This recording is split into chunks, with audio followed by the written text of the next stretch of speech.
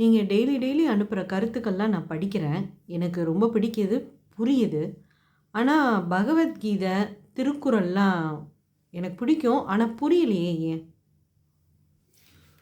முதல்ல உங்களுக்கு நன்றி. ஒரு காம்ப்ளிமெண்ட் கிடச்சிருக்கு. பிடிக்குது, புரியுது. ரெண்டாவது, திருக்குறள் மற்றும் பகவத்கீதை நம்மளோட கருத்தோடு அதை கம்பேர் பண்ணாதீங்க. ஏன்னா அதெல்லாம் அறநூல். நாம் சொல்கிறது அறக்கருத்து. அது மகான்களால் எழுதப்பட்டது, இறைவனால் எழுதப்பட்டது. பகவத்கீதை இறைவனால் கூறப்பட்டது, வியாசரால் தொகுக்கப்பட்டது. திருவள்ளுவர்ங்கிற ஒரு மகான், அவர் ஒரு சித்தர். அதோடு சேர்த்து இதெல்லாம் சொல்லக்கூடாது. நம்ம கருத்து புரியுது உங்களுக்கு அப்படின்னா அது ஒரு எளிமையாக இருக்குது. ஏன் அப்போ நீங்கள் உங்களோட கேள்வி என்ன நான் இப்படி மாற்றிக்கிறேன், ஏன் அவங்க நமக்கு புரிகிற மாதிரி சொல்லலை அப்படின்னு சொல்கிறேன். அவங்களுடைய ஸ்லோகங்கள் சமஸ்கிருதம் தெரிஞ்சவங்களுக்கு, அந்த சமஸ்கிருதம் தெரிஞ்ச பண்டிதருக்கு அந்த பகவத்கீதை புரியுமா அப்படிங்கிறது சந்தேகம்தான். அதுபோல் தமிழ் படித்த மேதைகளுக்கும் திருக்குறள் புரியுமா அப்படிங்கிறதும் சந்தேகம்தான்.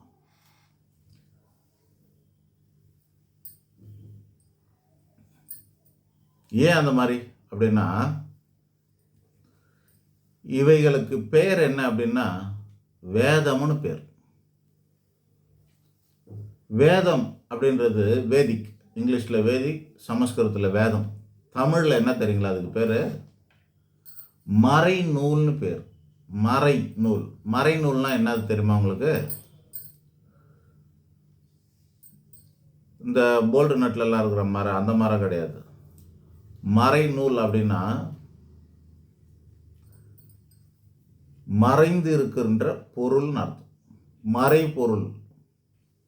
மறைநூல், மறைபொருள். வேதம் ஈஸியாக எல்லாருக்கும் போய் சேரக்கூடாதுங்கிறதுல ரொம்ப தெளிவாக இருந்தாங்க முன்னோர்கள்.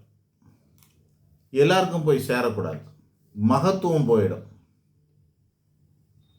அதனால் பண்டிதர்களுக்கு தான் போய் சேரணும். அது யாருக்கு போய் சேரணும்? பண்டிதர்களுக்கு தான் போய் சேரணும், ஞானிகளுக்கு தான் போய் சேரணும். இப்போ உதாரணத்துக்கு தவறானவங்கக்கிட்ட போனாக்கா என்ன பலன் கிடைக்கும் அப்படின்னு நான் சொல்கிறேன் பாருங்க. இப்போ திருக்குறளை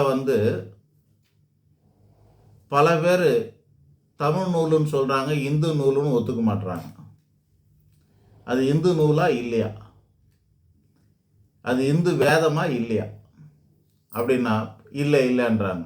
ஆனால் அதில் இந்து மத கடவுள்களை பற்றிய விஷயங்களெல்லாம் அதில் பேரெல்லாம் அதில் இருக்குது. லக்ஷ்மி, இந்திரன், சிவன், விஷ்ணு, பிரம்மா, இந்த மாதிரி பல பேர்கள்லாம் இருக்குது. இறைவனுடைய பெயர்கள் அதில் இருக்கிறது. ரெண்டாவது, புராண சம்பவங்கள் உதாரணமாக அதில் உவமையாக கூறப்பட்டுள்ளது. இந்து மதத்தோட லாஜிக், தத்துவம், இந்து மதத்தோட தத்துவமான மறுபிறப்பு, முன்ஜென்மம், முற்பகல் செயின் பிற்பகல் தாமே வருங்கிறது, இருளில் தள்ளிவிடும்னு சொல்கிறது, நரகத்தில் தள்ளிவிடும்னு சொல்கிறது, இந்த மாதிரியான வார்த்தைகள் எல்லாம் இந்து மதத்துக்குரிய வார்த்தைகள், இந்து மதத்தோட நம்பிக்கைகள். அதனால் திருக்குறளுங்கிறது ஒரு வேதிக், வேதம். அது வேதத்தை தமிழ் பொருள் என்னென்னா மறைன்னு பேர். வேதத்துக்கு என்னென்னா மறை. மறைஞ்சு இருக்கிறது என்னன்னா உண்மையான கருத்து மறைஞ்சிருக்கும். அப்போ அந்த மறைப்பொருள் யாருக்கு போய் சேரணும்னாக்கா தகுதியானவனுக்கு போய் சேரணும். கீதையை பற்றி சொன்னீங்க.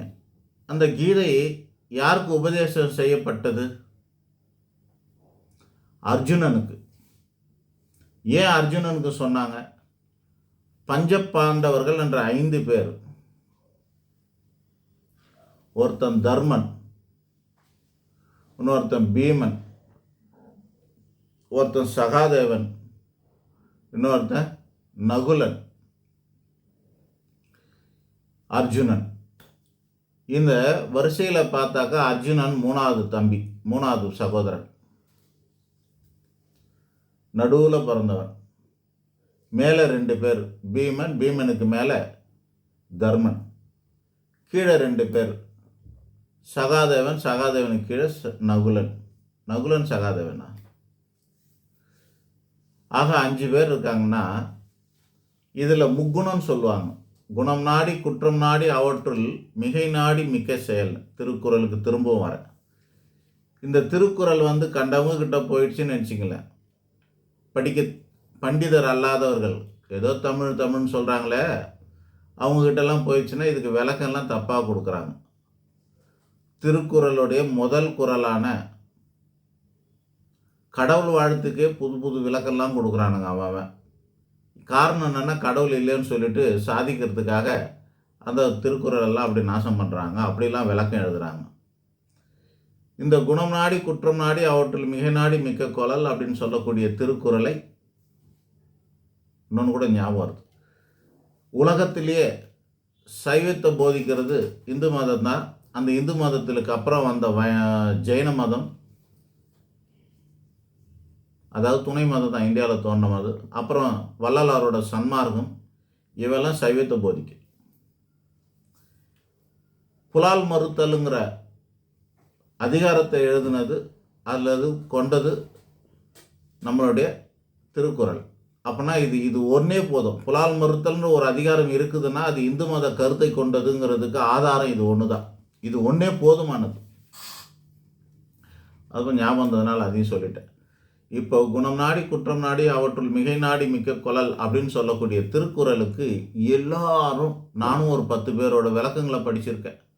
அது வரும்போது நிறைய பேர் எழுதியிருக்காங்க, 100கணக்கான ஆள் விளக்கம் எழுதியிருக்காங்க. அதான் சொல்கிறாங்க. கடைசியாக சாலமன் பாப்பா முதல் கொண்டு ஏகப்பட்ட பேர் எழுதியிருக்கிறாங்க. கலைஞர் கூட எழுதியிருக்காரு. எல்லாம் பல பேர் எழுதுனதில் யாருமே சரியான விளக்கம் கொடுத்த மாதிரி தெரியல. ஒரு மனுஷங்கிட்ட நல்ல குணமாக இருக்கும், கெட்ட குணமாக இருக்கும், அதில் எது அதிகமாக இருக்கோ அதை எடுத்துக்கோ அப்படின்னு சொல்லி எல்லாரும் சாதாரணமான விளக்கம் கொடுத்துருக்காங்க. ஆனால் ஞானிங்க எப்படி விளக்கம் கொடுப்பாங்கன்னா, இப்போ நான் கொடுக்குற மாதிரி கொடுப்பாங்க. சத் ரஜஸ் தமசுங்கிற 3 குணம் உண்டு.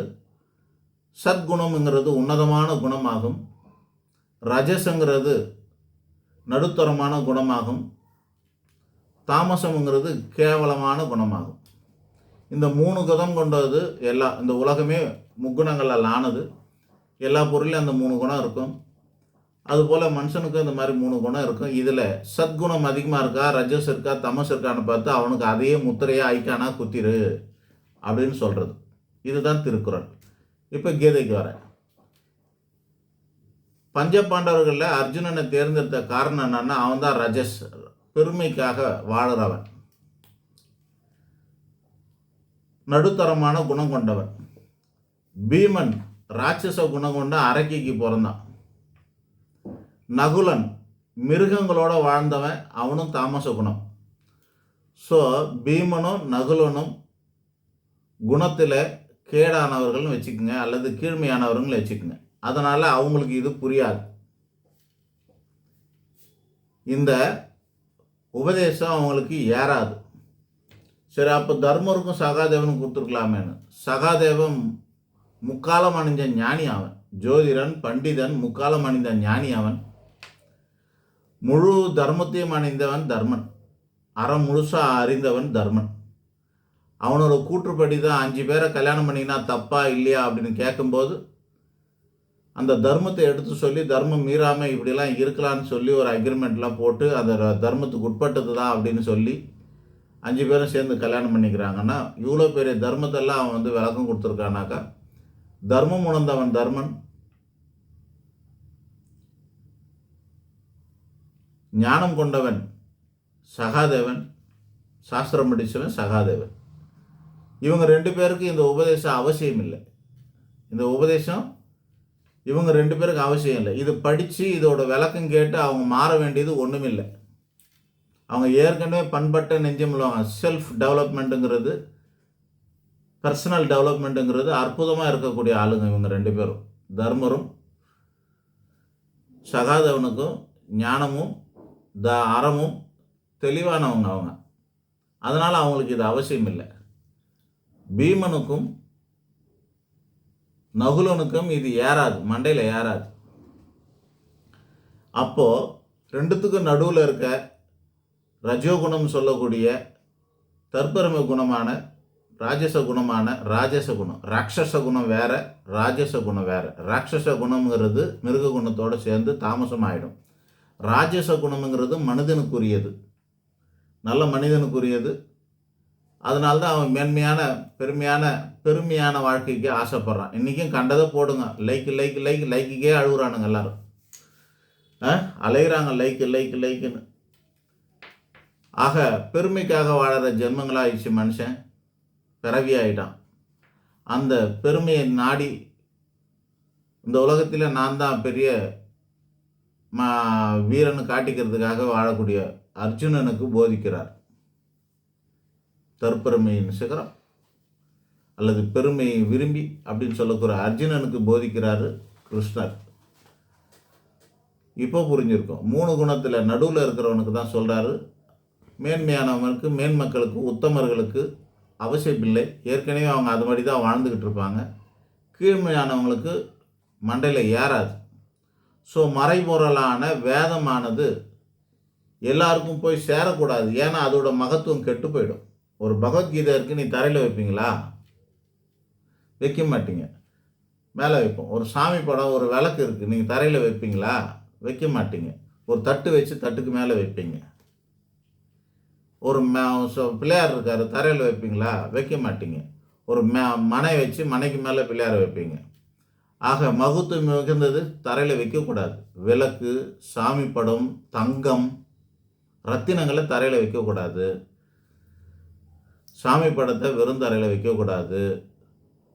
விளக்குகளை வெறும் தரையில் வைக்கக்கூடாது. இந்த மாதிரி மகத்துவம் நிறைந்ததெல்லாம் இருக்குது. அப்போது இந்த புத்தகங்கள், சாமி புத்தகங்கள் அல்லது வேதம் சொல்லக்கூடியதெல்லாம் தரையில் வைக்கலாம்னு வைக்க மாட்டாங்க.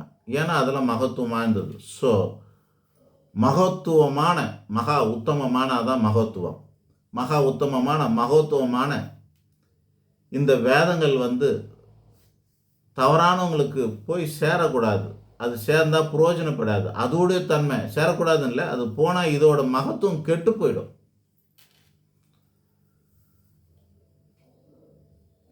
இது பின்னாடி இது தப்பாலாம் யாராவது கல்வியை கூட சில பேர் கொடுக்க மாட்டேன்னு சொன்னாங்க பாருங்கள். ஒரு காலத்தில் கல்வியை கூட சில பேருக்கு கொடுக்க மாட்டேன்னு சொல்லுவாங்க.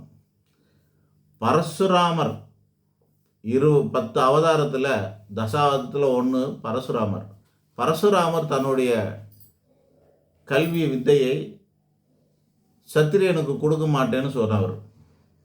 அதனால் ஒரு பொய்யான வேஷம் போட்டுக்கிட்டு நானும் பிராமணன் தானே பொய் சொல்லி சேர்ந்து சாபத்துக்கு ஆளானார் கர்ணன். தெரியுமா?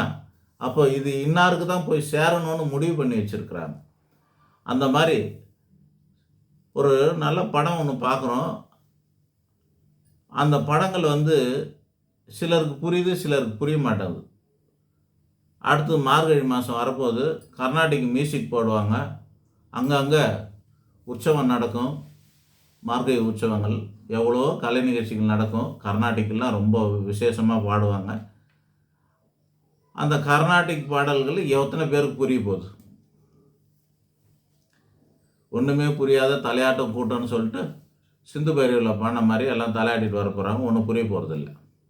ஆனால் அதை கற்றுக்கினவங்களுக்கு சில பேருக்கு புரியுதா இல்லையா? அவ்வளோ ஏன் போகிறீங்க கர்நாடிக் வரைக்கும்? சாதாரணமாக ஒரு பாட்டு பாடுறாங்க, நம்ம வீட்டில் ஒரு பாட்டு பாடுறாங்க, அற்புதமாக பாடுறாங்கன்னு நினைக்கிறோம். போய் சூப்பர் சிங்கருக்கு அனுப்பி வச்சாக்கா அவங்க 1008 குறை சொல்கிறாங்கங்க. ஏன்? அவங்களுக்கு தான் தெரியுது அதுக்குள்ளே இருக்கிற பல விஷயங்கள். நீங்கள் சுருதியை மிஸ் பண்ணிட்டீங்கன்னு. யார் அந்த சுருதி யாரை மிஸ் பண்ணாங்க நமக்கு தெரிய மாட்டேங்குது. அப்போது அவ்வளோ நுட்பமாக தெரிஞ்சவங்களாக இருக்கிறாங்க. விஷயம் தெரிஞ்சவங்களுக்கு தான் அதோட மகத்துவம் தெரியுது, மற்றவங்களுக்கு தெரியாது. சிந்து பைரவியில் சொல்லுவார் ஞானசூன்யன்னு. சிந்து பைரவி படத்தில் சிவகுமார் அதில் கர்நாடிக் வித்வானாக இருப்பார். அவரும் அவங்க மனைவிக்கு ஒன்றும் தெரியாதனால ஞானசூன்யம்னு சொல்லி சொல்கிற மாதிரி இருப்பாங்க, ரசிக்க தெரியாதுன்னு சொல்லிட்டு. அதுபோல் மகத்துவமானவங்களுக்கு தான் இந்த வேதம் போய் சேரணுங்கிறதுக்காக அதை வச்சுக்காங்க. அது யாருக்கு புரியணும்னா பண்டிதர்களுக்கு புரியும். அவங்க தான் கேட்டு, பண்டிதர்கள் அப்படின்னாக்கா என்னன்னா குருவாக ஏற்றுக்கலாம், குருவுக்குலாம் புரியும். குரு மூலியமாக தான் உபதேசம் கேட்டுக்கணும். நீங்கள் பகவத்கீதை ஒரு குரு உட்காந்து உபன்யாசம் பண்ணுவார், பகவத்கீதை உபன்யாசம், ராமாயணம் உபன்யாசம், மகாபாரத உபன்யாசம், புராணங்கள் உபன்யாசம், திருவிளையாடல் உபன்யாசம், எல்லாம் உபன்யாசம் பண்ணுவாங்க. உபதேசம் உபஞானம் ரெண்டு இருக்குது. உபதேசம்னா 1 to 1 சொல்கிறது. உபதேசங்கிறது 1 to 1 மொத்த பேருக்கும் வச்சு சொல்கிறது. அது கீதா உபதேசம்னா ஒரு ஆளுக்கு சொன்னால் உபதேசமாகிடுது. மொத்த பேருக்கும் வச்சு சொன்னால் என்ன அர்த்தம்? அது உபன்யாசம். ஆக அங்கங்கே சொல்கிறது. இது மாதிரி மகத்துவமானவங்க மூலியமாக தான் நாம் தெரிஞ்சுக்கணும். அவ்வளோதான் விஷயம். உங்களுக்கு புரியல அப்படிங்கிறது ஒரு வருத்தம் தான். முறையாக அது நம்ம அப்படியே இப்போ நமக்கு தேவை கருத்து தான். நீங்கள் அதை அப்படியே டிரான்ஸ்லேட் பண்ணி எவ்வளோ கருத்துலாம் இருக்குது. பகவத்கீதை 10 ரூபாய்க்கு ஒரு புக்கு விற்கிறான், ஸ்லோகமே இல்லாமல் வெறும் கருத்து மட்டும் இருக்கும். அந்த கருத்தை மட்டும் வச்சு படிச்சுக்கலாம். அதுக்கும் புரியலன்னா யாராவது ஒரு ஆள் குருவாக ஏற்றுக்கிட்டு அவங்கக்கிட்ட தான் நீங்கள் உபன்யாசம் கேட்டுக்கணும் அல்லது உபதேசம் வாங்கிக்கணும். இதுதான் காரணம். இப்போ நம்ம கருத்துக்கு பற்றி சொன்னீங்க, பிடிச்சிருக்கு, புரியுதுன்னு. நாங்கள் எது சொன்னாலும் புதுசாக ஒன்று சொல்ல போகிறதே கிடையாது. நான் விவரம் தெரிஞ்சவங்களுக்கு பார்த்தா அவன் கரெக்டாக இந்த கருத்து திருக்குறளில் இத்தனாவது குறளில் இருக்குதுன்னு சொல்லிவிடுவாங்க. இந்த கருத்து பகவத்கீதையில் இத்தனாவது ஸ்லோகத்தில் இருக்குதுன்னு சொல்லிவிடுவாங்க. விவரம் தெரிஞ்சவங்களுக்கு தெரியும் இதோட மூல கருத்தெல்லாம் வேதத்தில் இருக்கும்னு அர்த்தம்.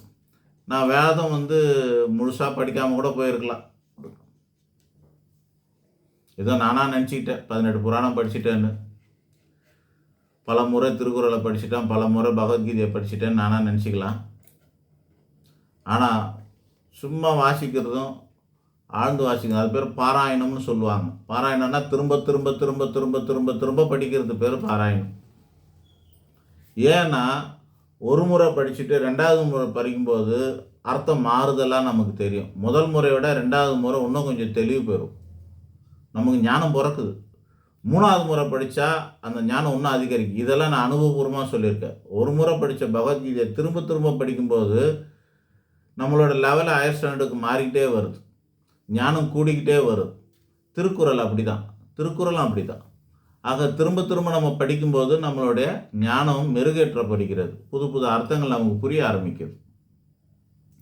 அதுபோல் மகான்களோட உபன்யாசம் கேட்டு அல்லது அவங்கக்கிட்ட குருவாக ஏற்றுக்கிட்டு அவங்ககிட்ட உபதேசம் வாங்கிக்கிட்டாக்கா உங்களுக்கு எல்லாம் புரியும். இந்த தீட்சைங்கிற தத்துவம் ரொம்ப மகத்துவமானது. யாராவது ஒருத்தர் தீட்சை கொடுத்ததுக்கப்புறம் நீங்களாக படித்தா கூட நல்லா புரிய ஆரம்பிக்கும். ஆக எந்த கருத்தும் என்னோடய சொந்த கருத்தாக தான் நான் சொல்லிக்கிட்டு இருக்கிறேன். இருந்த பொழுதிலும் அதுக்கு மூல கருத்து கண்டிப்பாக வேதத்தில் இருக்கும் அப்படின்றது மட்டும் நான் ஒத்துக்கிறேன். உண்மைதான். நன்றி, வணக்கம்.